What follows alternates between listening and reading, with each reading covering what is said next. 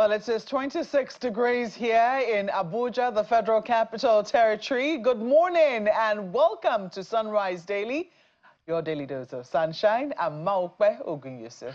And I'm Ayo Makinde. I say good morning and welcome. Today is the 6th day in the month of March 2025. Maokbe, it's 33 degrees here in Lagos. What's it like in Abuja? I just said it's 26 degrees, but don't let the morning temperature, the morning coolness fool you. It's set to hit up to a massive 37 degrees much later in the day. And perhaps for that reason, we're starting from here in the Federal Capital Territory, because the temperature the last couple of days have been nothing but sweltering. I mean, if you take a look at what has been happening across the different areas of the FCT. Is it in the courts? Is it in the National Assembly? Well, it's been quite an interesting time. But this is the city gate, which we're showing to you. If you're coming all the way from the airport, or you're coming all the way from Gwagwalada or Kogi, as the case might be, this will most likely be the entrance through which you will have to access the Federal Capital Territory, dividing into two arms, Constitution Avenue on the one hand and Independence Avenue, those two arms leading you into the city. And right smack in the middle is not only the city gate, but beyond that is the Moshood Abiola Stadium. Yes, it's now being renamed the MKO Stadium here. I think there are two different stadiums, but Moshood Kashimawo Abiola Stadium is what you're looking at right now. That was named some time ago during the Harry era in honor of the winner, the acclaimed winner of the June 12 elections. So that stadium is right there. It is in contrast to the MKO Abiola Stadium, which is in Ogun State, the birthplace and the home state of the June 12 winner. I think I'm just trying to make that distinction there for those who are wondering why am I particular about it. But these are the visuals we're showing you this morning. Abuja is set to get green again as we're beginning to see drops of rain fall right here in the Federal Capital Territory. But what will be happening in the Senate? That's the question on everyone's lips, Ayo. Because there are big questions as to, after last week's list of revelations and, will I say, activities, right now, yesterday, the Senate convened for the first time since all of that drama happened, and the Senate president, you know, trying to give his own side of the story while still seated as Senate president. Senator Natasha Akpoti also, you know, submitting her petition to the National Assembly, but there have been questions as to what next is going to happen. But quickly, I think that we're going to show you what transpired on the floor of the Senate yesterday, and then we will take a break. Unfold at the gate of the National Assembly in the early hours of Wednesday, March 5th, as supporters of Senator Natasha Akpoti stage a protest against the President of the Senate. The demonstration took a tense turn as security operatives fired tear gas to disperse the crowd. Amidst the tension, the senator representing Kogi Central Senatorial District arrives the National Assembly complex in the company of her husband. Oh, good morning. She proceeds to settle down in her newly assigned seat, which was another one of the ongoing controversy. And as the Senate president makes his way into the chamber, she did not offer him the customary gesture for presiding officers. The president of the Senate, Senator Laolu Akande, started by dismissing allegations of sexual harassment. This is the first time he would be commenting on the issue since the allegation was made public by the Kogi lawmaker. I would like to state clearly that at no time did I ever attempt any sexual harassment on the said distinguished Senator Akpoti or any other woman for that matter. I have the highest regards for women. I also wish to state that I also have 4 beautiful daughters.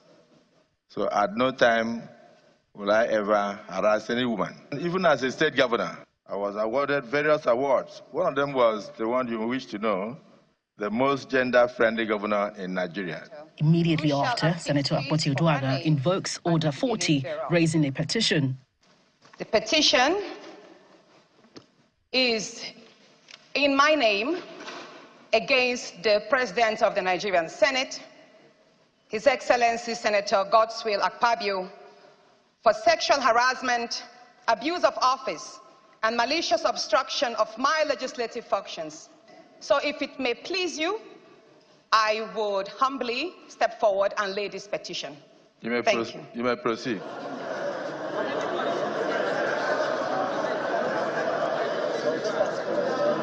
In a twist, the Senate's chief whip reads the rules, laying the foundation for what will be the eventual rejection of the petition. An unambiguous terms in Rule 40 and specific Rule 7 states that Senate should not receive or deliberate on any matter to which actions are pending in any court of law. There is an immediate pushback from Senator Akpoti Uduaghan. I beg to differ that this matter is sub judice. And I stand on privilege 10, Order 10, which is on privileges. Sorry. No, dear Senate President, please, with due respect, do you mind? I have raised an Order 10, privileges, sir, please. So permit me to speak without my microphone being silenced, dear sir, President of the Nigerian Senate. Order 10 on privileges. Coincidentally, I'm hearing you. Your refusal to accept and treat my petition before the Senate Committee on Ethics and Privileges and Abuse of my privileges, and I say forth that this matter is not sub judice, it is not before the court. The matter before the court is on the defamation and cyberbullying statements made by your special assistant on new media, Mr. Patton. Tension again escalates as the Senate's procedures are debated. Section 47 and the other sections that have been quoted by my learned brother there should be the responsibility of that committee. So close the matter, hand over to the committee, then the committee will be privileged to look on the rules and then take whatever decision is appropriate under our rules. Mr. President, I sympathize with you. As a man being accused of sexual harassment, I am not going to comment on that because there will be an ample opportunity for the relevant authorities to deal with that. But I know, dear colleagues, that distinguished Senator Natasha went to court on a matter, then appeared on Arise TV on another matter, talking about sexual harassment. And the wife of the President of the Senate, Mrs.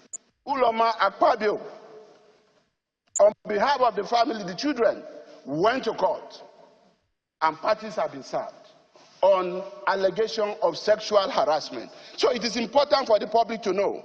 Given the clarification, the Senate proceeds with the business of the day. Upon adjournment, the President of the Senate announces the immediate commencement of the probe by the Committee on Ethics and Code of Conduct. After an hour of waiting, the committee proceeds with the investigation. Our distinguished colleague, Senator Natasha Akpoti Uduaghan, was properly notified of this meeting, and I'm hoping that she will be here to give us her side of the story. Witnesses testified before the committee. When I sat in person of Sandra, she told her, as I directed them, that this your seat had been moved to so. She said, where? I said, you have moved to that place. She said, no. Please, over my dead body, I will not be there. Other members of the committee also make imputes. It is the Senate of the Federal Republic of Nigeria. It is therefore our responsibility to protect that institution. The moment we all or anybody pisses in the communal pool, we have a problem. The petition she presented today is actually dead on arrival. And I say that because it runs contrary to Order 40, subsection 4, that no senator may present to the Senate a petition signed by him or herself. Now, after testimonies from 2 senators and a sergeant-at-arms, the Senate Committee on Code of Conduct, Ethics and Privileges went behind closed doors to collate all the accounts, and it is expected to submit its report in a few days. From the National Assembly, Gloria Omezuke, Channels Television News. Well, indeed, that was how it transpired on the floor of the Senate yesterday, as captured by our correspondent, Gloria Umezioke. Well, we have this morning joining us on the program the Senate Deputy Whip, Senator Peter Nweboye, who represents Ebonyi North Zone of the state, and also he's the vice chairman of the committee, the Senate Committee on Public Accounts. Good morning and welcome to Sunrise Elite this morning. Thank you. Well, I want to start with the words of Senate President Bukola Saraki, who says that he's really sad of what is happening in the Senate, in the last couple of weeks, because of its overall negative effect on the integrity, the sanctity, the image, and public perception of the institution. And I'm sure that this gives anyone who has served in the chambers, some cause for concern. You, as Senate Deputy Chief Whip, you've responded to some of the things that he advised in that particular tweet. But I also believe that you must also be feeling this negative effect on the integrity, sanctity, and image of the Senate, and by extension, the National Assembly. Well, thank you so very much, my dear sister. I want to appreciate you for having me. I will start by submitting that Senator Saraki, the former Senate President, with respect to him, is one of the leaders I respect in this country. He was once a Senate President, and he understands the rules of the game. But I must tell you here that Senator Saraki is playing politics.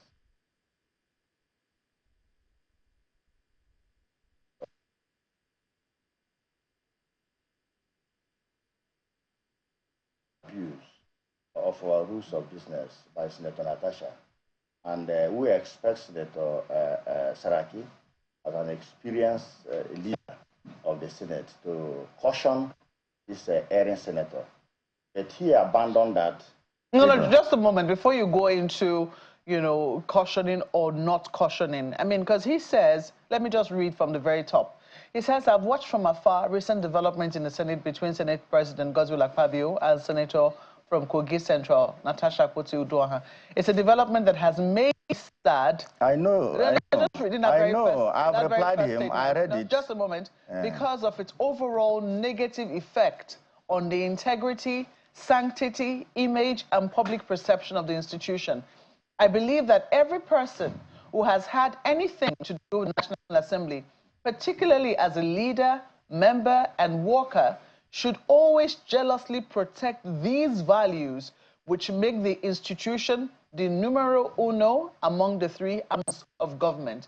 That's the first paragraph of that tweet. Is there anything you disagree with there? I disagree with him. And if you allow me, let me flow naturally. Yeah, just the first paragraph. Now, I said he has been a Senate President. Indeed. And he has also faced similar problems. In fact, he was at a point dragged to court. No, I haven't gone to the other problems, I'm coming.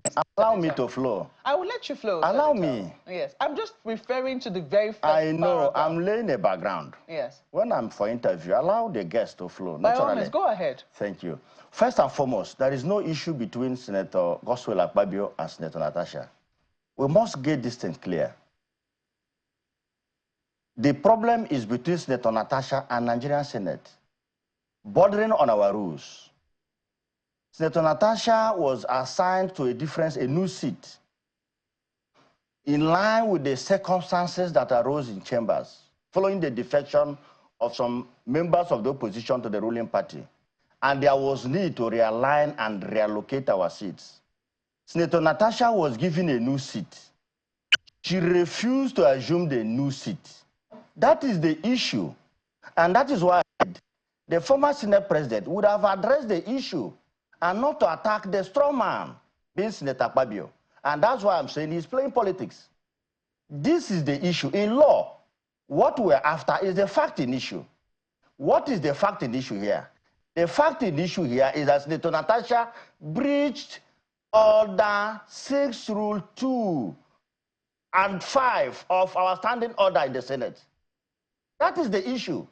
So we expect him as a leader, we expect him as a former presiding officer to tackle the issue. Has Senator Natasha acted well? When he was a presiding officer, The current Senate president acted the same way. He faulted it. The entire senators faulted it. And being a gentleman, he apologized openly. That is the issue. Senator Godswill Akpabio has no personal issue against Senator Natasha. He has the right, under 6 of our rules, to reallocate seats. And she is not the first person. The reallocation affected 5 senators. Senator Natasha is the 6th senator. Why? What is the problem with assuming the new seat allocated to you? And the rule is that you can't speak on a seat that is not your seat because every seat is tagged. If a seat is tagged for Senator Onyeka Chonwebon, you as Senator Aderemodu or any other senator cannot sit on my seat. If you are sitting there, you are not allowed to talk. So this lady or a woman, I don't know, she just chose to embarrass the Senate. I think that you finally answered my question because Thank you. No, just a moment. What I mean, you finally answered my question. I think he was referring to that issue of embarrassment. I was about to ask you. Just a moment. Yes. Don't you feel, as a senator, do you feel embarrassed? She embarrassed us. That's what I'm saying. I mean, yes. I've not even asked you anything about what Senator Saraki said in the body of his letter. What I have asked you is in the very first paragraph, and I'm saying that do you agree with anything that he said or disagree with anything he said in the very first paragraph, which I read out to you? But you decided to go down and, talk about the body of what he was referring to. And that's why I was trying to redirect you. Yeah, because he abandoned the fact in issue. Because in logic, when you argue outside the fact in issue, that is fallacy. Senator, I do hope that, when questions are asked, we'll deal with the questions directly. Based on fact in issue. Yes, before we now go to the body of it. Because, of course, I have seen your response. And, there have been questions with your initial response, which also raised questions about, what transpired on the floor of the Senate yesterday. In your own response to the Senate, because you have gone ahead to talk about some of the things that he raised in his statement, that the Senate president, talking about how public claims made by the senator. He talked about how the right measure to take is to institute an open, transparent, and honest investigation by the Committee on Ethics, Privileges, and Public Petitions. He says both parties must submit to the investigation, fully cooperate with the committee, and stake their claims before it. When he now goes ahead to talk about these other things, you, in response as a Senate Deputy Chief Whip, you say that in Saraki's case, the matter revolved around his official duties as Senate President. Yes. And that this is different, that this is not involving the office of the Senate President. Yes. You say, in contrast, what we have before us today is a case of personal, unsubstantiated, and conveniently timed accusations. And you go on ahead to, give body to that. Where, a lot of people are a little curious, are your choice of words? Because you say, if we take Saraki's argument to its logical conclusion, we would be establishing a dangerous precedent. Yes. One where any gold digger or habitual liar can throw out an unsubstantiated allegation and expect the Senate to come to a halt while they are entertained. Yes. Were you referring to your colleague? Yes, of course. And I'll give you reasons. You are referring to your colleague? Yes, Senator Natasha. A gold digger? Yes, she is. And a habitual liar? A habitual blackmailer. I have facts. Those are strong words. I understand by it. She's a habitual blackmailer. You realize that you're the Senate Deputy Chief? Of course. I speak with facts, and I can give you when we get there. So would she have been right in the very first instance, when she felt that her seat was moved, punitively? Because we have been told, just a moment. No, remove the word punitively. Let me land. Because that never happened. I'm asking questions. I have been told, Senator Adaramodu was seated where you were sitting a few weeks ago, and he told us that sometimes, seats are allocated by ranking. Sometimes, and that senators with ranking, can get some privileges. They're allowed to sit in front. In line with our rules. In other words, seats can be assigned as a matter of privilege. Isn't that correct? If that is the case, can it also be assigned as a matter of punishment? That's the question. It cannot be assigned as a matter of punishment because we don't make punishment in the Senate.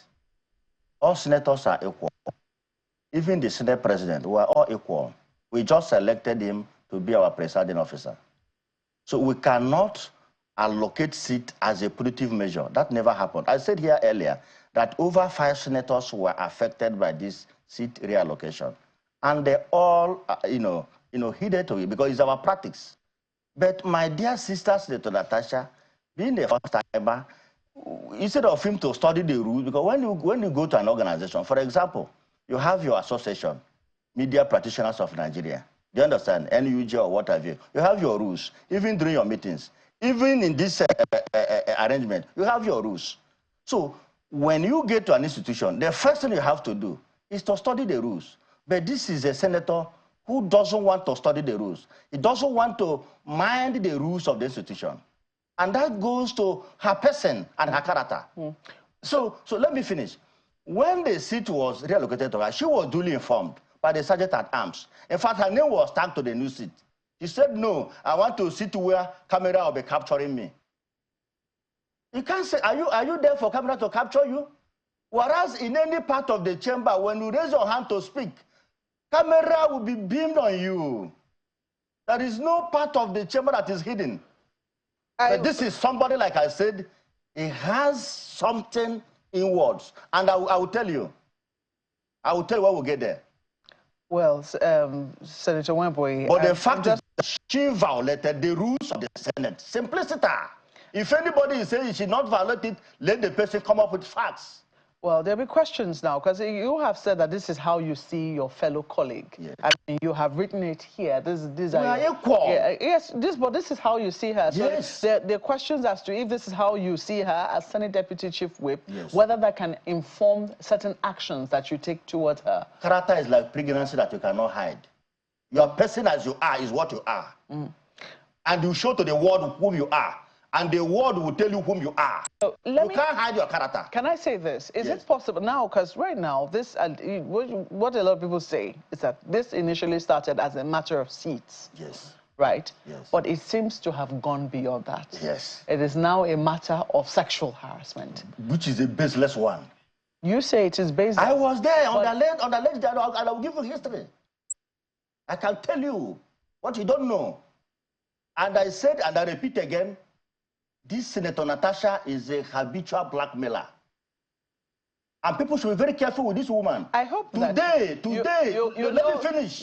Just a moment. I just want you to know that you bear legal liability. And so what? I can prove it. She has done it to number 1 person, 2nd person, 3rd person.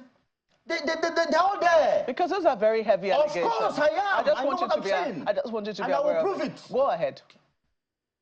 Give me your question.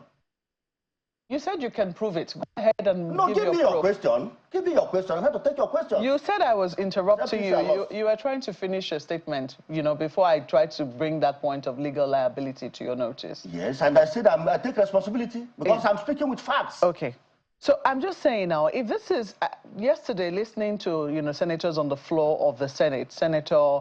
Bamidele Okpeyemi, who is the majority leader of the Senate. That's the leader of the Senate. Yeah, he started his own contributions by saying to the Senate President that, Mr. Senate President, I sympathize with you. Yes. I don't know if that captures this, because he says as a man. And that is the mind of all the senators. We sympathize with him because it is very unbelievable and disheartening for a mother, a woman, a senator of the Federal Republic to stand up trying to prove the impossible, something that never happened. And I will tell you a story. On the said alleged date of sexual harassment, 8th day of December 2023, almost 2 years ago, I drove with Senator Natasha with her husband in the same vehicle from Victor International Airport to the house of the Senate President after attending series of events of the Senate President within New York Town, because we went for his birthday, which was on the following day. Now, when we got to the house of the Senate President, it was quite late. She was tired, complaining of her shoe paining her. So when we entered the house of the Senate President, I remember vividly, she sat down with the husband at the sitting room while we proceeded with the Senate President to inspect his buildings. She was with the husband. I was standing next to the Senate President with Senator Sitangu, with Senator Asokwo, and we're over 20 senators with the wife of the Senate president. How do you think on earth a sane man will give unholy advances to a woman with her husband in the presence of his own wife, in the presence of over 20 senators? This is prima facie falsehood. And let me finish. At the end of the day, I still rode on the same vehicle with Senator Natasha and her husband, Elema of Warri Kingdom, to 4 Points Hotel. Because the husband is my friend. Senator never raised any issue of sexual harassment because it never happened. The problem is this, which I promised to tell you. Senator Natasha was the chairman of Senate Committee on Local Content, which she felt she was comfortable with. But in Senate, from time to time, committee leadership are changed. Committee leadership are, reshuffled. And her committee was affected. Like every other chairman, she was shifted to Senate Committee on Diaspora, which didn't go down well with Senator Natasha. And instead of her to understand that she's here to represent his people and not primarily to be a committee chairman, meaning that she's putting her personal interest first. She's not putting the interest of Nigerians first. She's not putting the interest of her constituency first. She's putting her personal interest first. And that is the cause of this allegation. And let me tell you, a day before she appeared on Arise claiming this severe harassment, she called a senator. And if you probe further, I will tell you the name. To tell Senate President to return her as chairman Senate Committee on Local Content. Failure to do so, she will disgrace Senate President. The senator called Senate President and said, look at the threat from this lady. The Senate President said, well, let her do what she wants to do. I'm doing my job as a presiding officer. The reshufflement of committee leadership is normal. And she's not the only affected person. Who was the Senate President? Senator Sani Musa of Niger State. Okay. You can call him.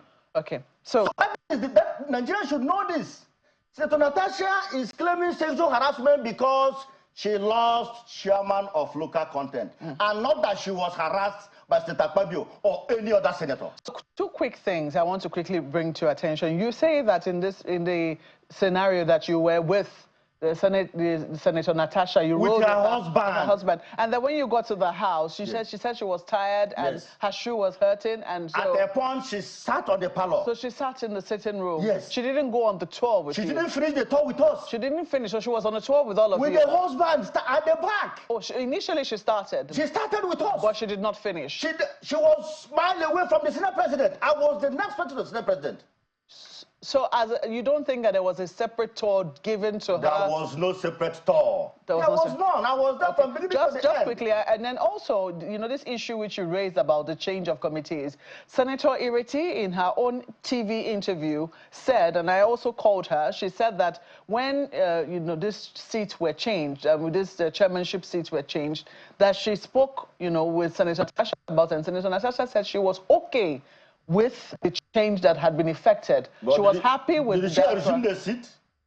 Beg your pardon? Did she assume the seat? No. I mean the chairmanship seat. You talked about the Senate chair on local content. But I'm telling you what you can investigate. Yeah, that is the cause of this problem. I'm using the words of a fellow senator. Yes, but are you saying I should disregard that testimony? I didn't say so. That is our opinion. But I'm telling you as somebody in leadership because I know what you don't know. Okay. We allocate the committee leadership. It's a duty of the leadership to find committee leadership to other senators. So she may not have this information, but I have this information. And I'm giving it to you and to all Nigerians that why Senator Natasha is accusing the Senate President of sexual harassment was because she lost chairman committee on local content. She knows that. And she threatened to do it, and eventually she did it. Senator Wemboyi, you have said that, all senators, and even though Senator Okoyemi Bamidele was speaking as a man, he said, after he said, I sympathize with you, and then he said, as a man, to be accused of sexual harassment, he went on to, say more. That is our common ground. But you say that all senators sympathize with the Senate President. Yes, let one senator that doesn't sympathize with the Senate President come and say it. Isn't that where the problem is? Because people have said that in this sort of situation, justice for her, assuming this allegations were true are going to be very difficult to come by. Just a moment. Just a moment. Yes. Are going to be very difficult to come by within the chambers of the Senate. No, ibi juis, ibi remedium. If you have no right, you have no remedy. If you have no right infringed, you have no remedy. Ibi juis, ibi remedium is an elementary principle of law. I'm no lawyer. No jury, no compensation. No right abridged, no remedy. Let me go to my colleague. Thank you. Ayo Makinde.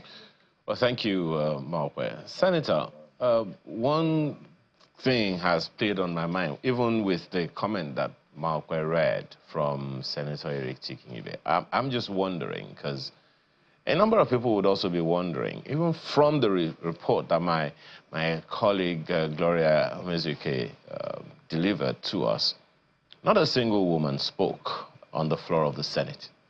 And it would send a signal to anyone that, hey, maybe the women have been silenced. There is nothing like that. There is nothing like that. Nobody is silencing the voice of female senators in the 10th Senate under the leadership of... So how come not a single woman spoke on the floor yesterday? None. Yes. But speaking is at your liberty. If you want to speak, you indicate. The presiding officer will give you room to speak. You can see where Senator Natasha raised her hand. She was given opportunity to speak because she is a senator. You can't silence her. She's entitled to her opinion, senator, and that is why she was elected. So well, if any senator wants to speak, the person will indicate, and he will speak. Perhaps to protect the interest or the image of the Nigerian Senate, as Senator Bukola Saraki has said, don't you think it will be a good idea to at least persuade the women as well in the Senate with you? Because there are just, how many of them? Just 4 of them. To also add their voices so they know that no one is silencing the voice of women, and that the only one that is trying to speak, the Nigerian Senate, overwhelmed by 104 or thereabouts men, are silencing them and don't want them to speak. I take exception to that, my good friend. Nobody is silencing them. I don't want you to use that don't you think it's a good idea to persuade the women? You're not listening to the question, Senator. Isn't it a good idea for you to say, just a second, Senator, isn't it a good idea for the Senate to say, okay, women, let us protect the integrity of this house together. Please speak to the issue so that Nigerians will know that this is not witch hunting. Okay, thank you so very much. It may interest you to know that the other 3 female senators have approached Natasha when she violated the rules of the Senate, and they made her to understand that she is doing a wrong part. But Senator Natasha refused, you know. So, and in the Code of Conduct and Privilege Committee, female senators are members of that committee. They were there yesterday, like Senator Eric Tikingibe. She was there in the meeting, and she understands what we are doing, because the thing is very clear. I'm surprised that some of you who are from afar is viewing this matter from a very different perspective. But the fact in issue, like I said here, is that Senator Natasha violated our rules, and the reason behind that we don't know. So she has to apologize to the Senate, because you can't prove impossible. What is wrong, and she cannot remedy it. That is the point. And I want the press to understand this clearly. We are guided by the rules. Okay. If you are saying that she has not violated our rules, then come up and tell me. Then I will cite the rules to you. And video is a fact that is speaking for itself. So we are not silencing the voice of female senators. They are on the same page with others. And moreover, we don't have female senators. A senator is a senator. A senator is a senator, whether you are a man or a woman. When you are elected as a senator of the Federal Republic, you are a person. Just like the other former senator, you are a person. You are not coming Senator, there to represent gender. We're running out of time, but I just want to ask you just this one question. Help us know how many legislative aides does a single senator have, and what is their ranking? Because I want to believe that if Senator Natasha Akpoti had all the people who were supposed to assist her to get all of these things, it is the assumption of anyone that you can't remonstrate her place, that she must have known these rules because she has legislative aides to guide her. So tell us, how many legislative aides guide a senator, should have guided her, and, you know, until now that these things have gone the way they've gone? Knowing the rules of Senate is not the duty of legislative aides. It is their duty as a senator, because upon swearing in as a senator, the first thing you are given is the Red Book, which is the order of the rules of the Senate. So you don't think the legislative aides could have guided? That is personal. That is personal. That is within her. But for me, I don't need the assistance of my legislative aide for me to know the rules of the game, because my legislative aides are not elected as senators. I am elected as a senator. And before assuming office, I had the opportunity of undergoing some seminars and symposiums wherein I was taught the do's and don'ts. And even if you didn't have the opportunity of attending the seminar, you have the book. So why can't you read the book and understand it? Just like you, the NUJ, don't you have your rules and regulations? Will you expect your PA to teach you the rules and regulations of NUJ? There are things that I must tell my brother. This question is completely out of it, please.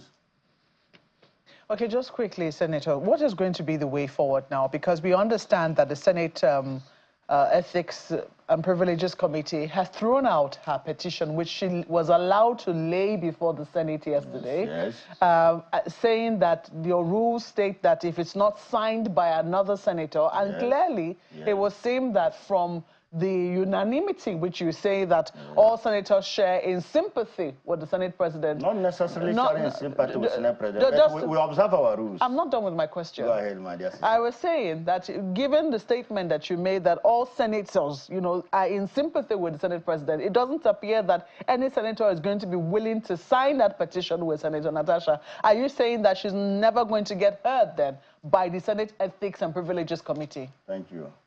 My dear sister, we have a standing rule, and I want you to speak to those orders. Order 7, Rule 4, said no senator can sign a petition and present them before the floor of the Senate. Is that true or not? I'm not a senator. And I'm telling you, it is true.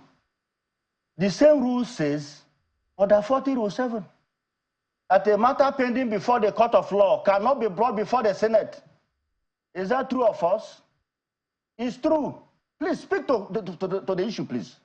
Let us not waste the time of Nigerians with falsehood. That's what I'm asking you. I'm telling you now. How do you intend to? How will this matter then? That petition is already before the court. That of sexual harassment before the court. What the Ethics and Privilege Committee is dealing on is on the violation of our rules by Senator Natasha, which happened in the open plenary.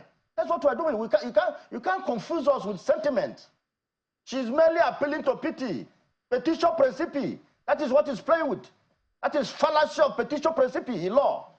She's appealing to public pity. A woman is sexually harassed, everybody will jump into it. We're too big for that.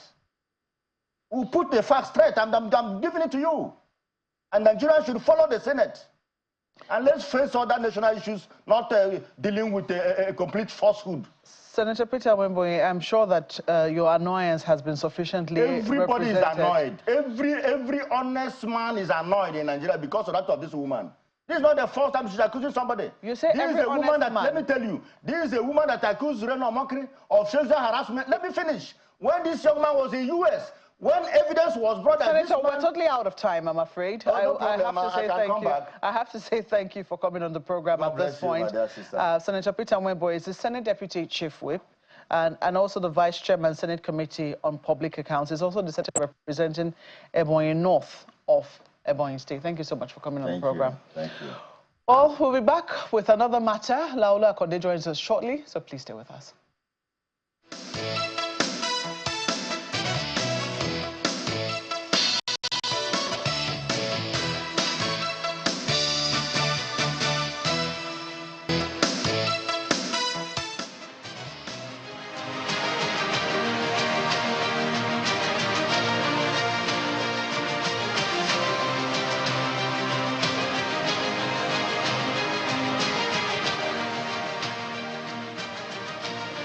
quite a lot more on, well, the Senate matter is right there. You also have the issue that's been transpiring in River State. And then, is it been put, has the matter been laid to rest in Lagos State, you know, because that matter now seems to have gone silent.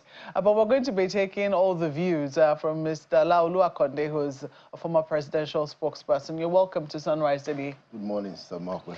Quite a lot to, you know, think about and quite a lot to, you know, express opinions on. You know, it's been 1 week. In fact, it's been like 1 week, 5 troubles, more or less. Not 1 week, 1 trouble again. I'm just, you know, thinking, what, first and foremost, you just heard Senator Peter Wemboy.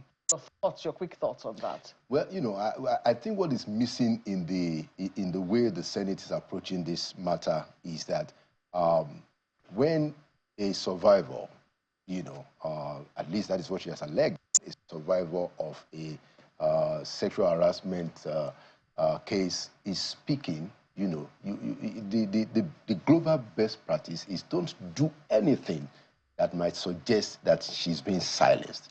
And you cannot define where and how she chooses to express herself, because this is a real problem that most women will never talk about. So I understand their argument about following their rules. That's the logic of all of these things. But the emotion of all of these things is stronger than the logic.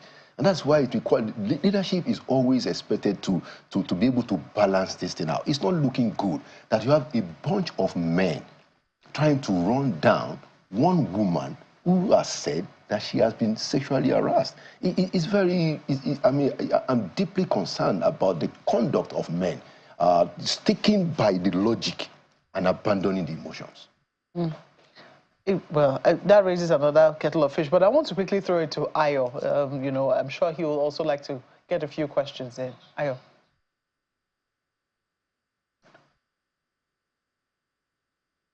All you just spoke to now is something that is actually quite strong about it.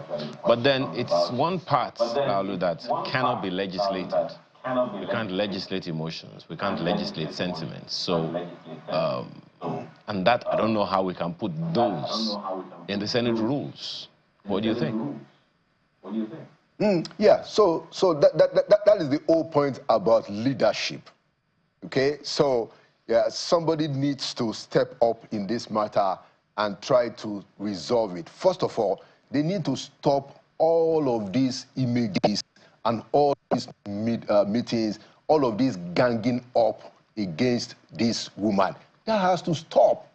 It has to stop, okay? And then the leadership of the Senate needs to show us that there is going to be a dispassionate consideration of our allegations. That is it, you know. And once that is sorted, if you think that you need to, punish her for violating the rules, which I think doesn't really, I mean, it's something that can be explained and she's warned not to do that again, is the better way to handle it. This idea of all of the men coming out and brandishing the rules, brandishing the red book, and all of that, you know, is not looking pretty at all, because this woman has said to the whole world that she has been sexually harassed.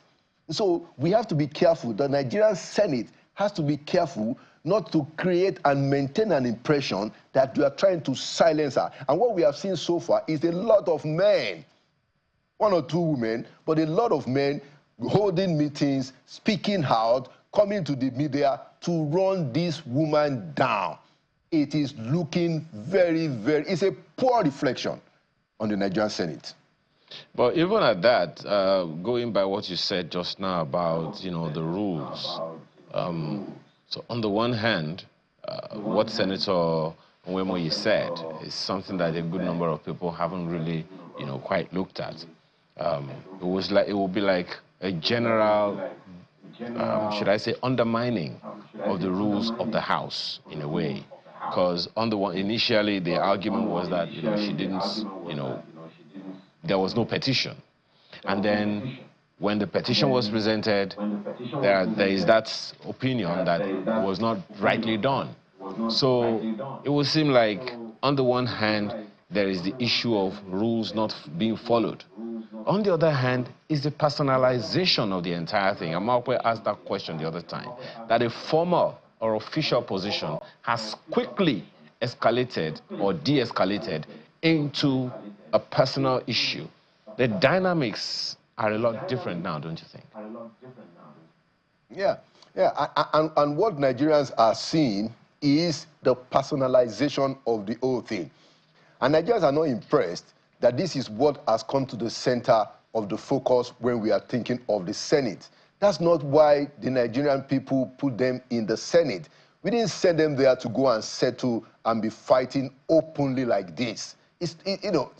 So yes, like I said, their rules are their rules. There must be ways in which they manage those rules so that everybody is in conformity. The woman has now taken her seat, where they said she belonged. That was where she spoke yesterday. When she was going to do the petition, to me, it seemed the woman was trapped. Everybody waited for her to do the wrong thing before they now said, oh, well, you are not supposed to do it that way. But all of those things, they are just legalists, really, honestly. In the eye of the ordinary Nigerian, they are legalists, and there's too much of it. What is bad is you have a bunch of men trying to shout down a woman that is alleging sexual harassment, looking very bad. Well, this whole thing, talking about women, it would seem like the same thing, well, no issue of sexual harassment. It's happening in Lagos because, and it's something that Malkwe has repeatedly brought to our attention, and that's the fact that in a few days, we are celebrating the International Women's Day. And while we're talking about a woman in the National Assembly, we're talking about another woman in the State House of Assembly in Lagos. And it would seem like, okay, the position of the woman has had to be capitulated one way or the other, for political gains or whatever. What's your reading of this evolution in the Lagos State House of Assembly? Right. I mean, Ayo, you remember that the last time we had this conversation, I did provide the insight that, the dynamics in that crisis had gotten to a point where, those who wanted Obasa back on the saddle, they came up with a winning argument. Namely, you cannot have the speaker and the governor in the same senatorial district. You remember I did say that, and I said on this program that that's a winning argument. That is what has happened. Now, what is going to happen next, we're going to see, how that will be sorted out. I think the Lagos State Assembly tried to assert itself beyond the reaches of, quote and unquote, the godfathers. And they were able to sustain that for, a little less than 2 months. But now they have buckled under the compilation and the piling up of pressure. I mean, Chibisi Akande had to get involved, Aremo Shegun Oshoba had to get involved, because the president made the point that you cannot have governor and speaker in the same senatorial district. It was a very compelling argument. Of course, we know that the president is supporting Obasa, who has been his long-term ally, not unusual in politics.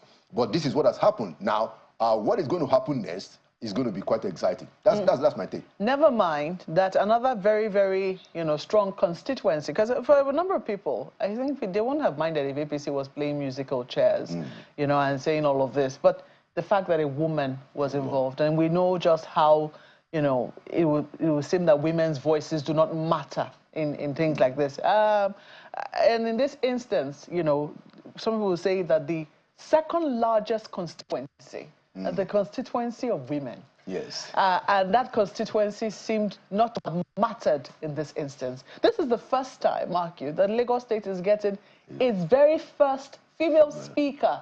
And that did not matter. Well, if you listen to what Honorable Miranda herself said when she was leaving, she didn't give an impression of somebody who is disgruntled. She sang a song in Yoruba to say that, well, look, I mean, all of this that has happened, I still consider it to be good. So in terms of, again, the optics, they have managed it at that point. I mean, it was very rough. They managed to get her to say, okay, I'm going to step down. you know, and she gave a very beautiful speech. But I still think that there is still one more shoe to drop in that matter, partly because, you know, it's important not to also indicate or insinuate or suggest that she's been silenced. She spoke very well. She didn't. Yeah, I'm just saying that, you know, that's the voice of women. But in this particular instance now, because women groups, of course, were up in arms, and of course, they, you know, they were not happy. Women, naturally, generally, were not happy about what had happened. But let me also, you know, take you up on the issue of this issue of independence of the legislature. The APC, even before it became the APC, when it was still their legacy parties, ACN and what have you, they always supported the independence of the legislature, the right of the legislature to elect its own leaders. So they said that, and they showed their support in the emergence of Tambuwal. They kicked when they became APC, you know, the emergence of Saraki. But we always see that the National Assembly has always maintained its own right to choose its own leaders regardless of what party supremacy dictates. In this instance, you know, party supremacy, we understand, has won. But can anyone ever come out again to come and tell us, should we see another matter that comes up nationally, you know, the argument that the party should be right or the party is supreme? Yeah, so it's always the balance of political forces on the ground, you know, that ultimately will determine whether you have party supremacy or you have the independence of the institutions. What is ideal, what we all agree to do, namely through our constitution, is that the assemblies, the state assemblies, are supposed to be independent. So, I mean, it's an entire arm of government. And that's why the Constitution says that they will determine their own rules, whether at the national or the state level. So the ideal thing is for that institution to be independent. But that has been trumped now, hasn't it? Well, you know, I think it's an ongoing... It's an ongoing conversation, because we also see what is happening in Rivers State. Yeah, and you can now see a State House of Assembly similarly trying to assert its own independence and its own gravitas, you know, demanding things of the governor, saying your commissioners, they were never presented before us. As a matter of fact, we give you 48 hours to present your budget before us, you know, because we're about to go on recess and we don't want you to say, whatever it is, these are the things that we're beginning to... Can we really explain these things, you know, along the lines of law, along the lines of legalese, or will we all attribute everything to politics? Well, you know, so in River State, there is a good measure, a huge measure of politics in what is happening in River State, you know, clearly. And I think that it will have to take the same the balance of the equation of political forces on the ground in River State is what is going to resolve this matter. What I'm afraid for Markwe, and it's important to make this point, is that we have to be very careful how this River State matter is managed, because we have gone through this part before. You know, there was a time in this country where they were blowing all the pipelines everywhere, and the economy almost tanked. We don't want a situation where the forces on the ground, we seem to encourage, you know, lawless people. You know, so we will expect that the political forces, namely the governor, namely the FCT minister, and you know, the elders in River State should come together and see the ruling of the Supreme Court as an opportunity to find some kind of reconciliation. I don't think it would be a wise thing for the State Assembly to be bragging like it seems they are doing, trying to give the governor, you know, an ultimatum. That is very unwise. I mean, come on. Yes, it is still the governor's responsibility to bring the budget. You don't need to go on the public to say that we give you 48 hours. You know, come on. You can send a message. You know, now that you have been asserted by the Supreme Court, you know, you can behave, you know, in a matured way, and the whole nation will see that you are behaving in a mature way. They haven't done that yet. Even the governor himself needs to tone down his rhetoric. He needs to tone down his rhetoric. He's a governor. Well, we do hope that they are listening and listening to some of the counsel that you're dropping this morning. But Mr. Laolu Akande, it's always a delight to speak with you on Sunrise today. Thank you so much for coming on the program. I do fear that that's where we have to wrap up today's episode. Thank you so much for watching the program this morning. I'm Maokwe Ogun Yusuf.